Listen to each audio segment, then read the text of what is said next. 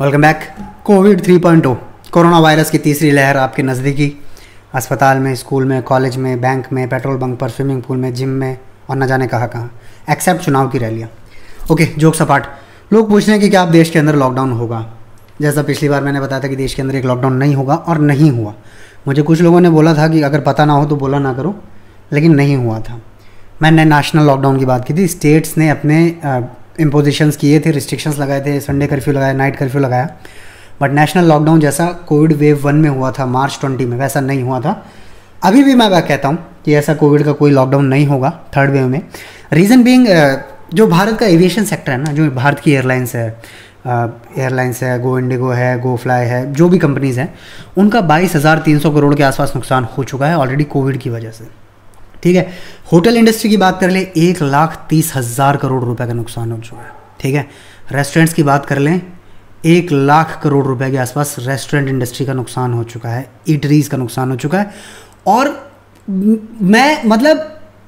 मैंने खुद अपनी आंखों से अपने फेवरेट रेस्टोरेंट्स को बंद होते देखा है।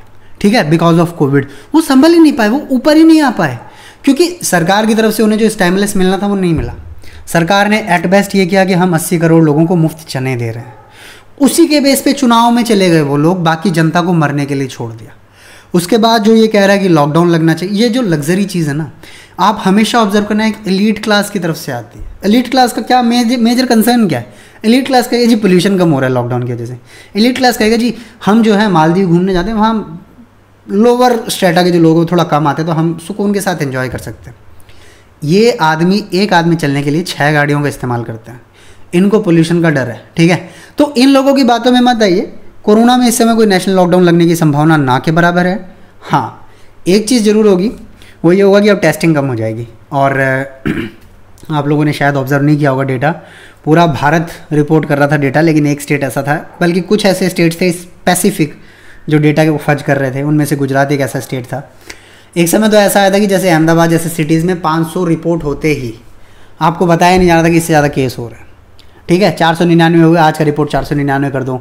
जैसे ही 502 का आंकड़ा हिट हुआ, उस दिन आपकी टेस्टिंग बंद कर देते हैं। उत्तर प्रदेश में भी ऐसा हुआ। ये फैक्ट है, जो उत्तर प्रदेश वाले वो समझेंगे कि वो अस्पताल गए, अपना जो स्वैब का टेस्ट था वो कराने के लिए, कोविड का टेस्ट, तो उनको ये कहा गया कि आज का टारगेट पूरा हो गया टेस्टिंग का। अब यही होगा पूरे भारत के अंदर, अनऑफिशियली, ऑफिशियली, प्रेशर के साथ, फोर्स के साथ, हर स्टेट को, हर जगह को, हर जिले को, हर जिला कलेक्टर को बताया जाएगा कि आपको इससे ज़्यादा रिपोर्ट नहीं करना है, जो कि एक अच्छी बात है भारत के लिए। अब कोविड को, अब समय है भारत को, पूरे विश्व को कोविड से ऊपर उठने की, क्योंकि कोविड जैसी बीमारियां जिसमें 99% सर्वाइवल रेट है, वो डरने का जरूरत नहीं है। क्योंकि अगर आप ऑब्जर्व करो तो हिंदुस्तान को जो पानी है उसके अंदर, आप लोगों को लग सकता है कि आप मेरी बात पर क्यों ट्रस्ट करो, गूगल कर लेना अगर ट्रस्ट ना करो तो। एच पाइलोरी, हेलिकोबैक्टर पाइलोरी नाम का एक वायरस होता है, बैक्टीरिया होता है, पता नहीं क्या होता है, जो हमारे पानी में बहुत है। और आप यकीन मानिए हर इंडियन इस बीमारी, मतलब इससे इन्फेक्टेड है हर इंडियन। वो पेट का कैंसर करता है, लेकिन कितनों को होता है? हमारे दादा परदादा, उनके ज़माने से वायरस चला आ रहा है और आगे भी चलेगा, क्योंकि भारत इतना बड़ा है, हम बहुत मुश्किल से खुले में शौच बंद कर पाए हैं। तो ये एच पाइलोरी जैसी जो चीज़ें हैं, ये लग्जरी देशों में हो सकती है, हमारे में नहीं चलेगी। ठीक इसी तरह कोविड-19 इतना बड़ा ट्रस्ट आपकी ज़िंदगी में नहीं होना चाहिए कि आप अपनी बाह पर सिर्फ बूस्टर पर बूस्टर ठुसवा रहे हैं जस्ट बिकॉज आपको कोरोना से मरने का डर है। इस डर से बाहर निकलिए। डिस्ट्रिक्ट कलेक्टर या डिस्ट्रिक्ट एडमिनिस्ट्रेशन जो भी कहता है वो कानून तो मानने चाहिए। ऐसा नहीं है कि मैं कहूँ कि भाई संडे को अगर वो लॉकडाउन लगा रहे तो आप उनको मत मानो, वो मानना चाहिए।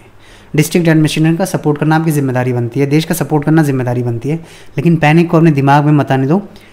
ट्रस्ट मी, मैंने अपनी ज़िंदगी के पिछले 4.5 साल सिर्फ गूगल किया है मेडिकल टर्म को। It's scary out there, internet is scary, media is scary, social media is scary, but the real practical life is not so scary. और उतना डरावना सच्चाई नहीं है मार्केट के बाहर। कोरोना के पैनिक से डरना बंद कीजिए। और ऐसी समस्याएं बहुत है जिनसे आपकी ज़िंदगी को नुकसान हो सकता है। Trust me, corona is definitely not one of them. जय हिंद।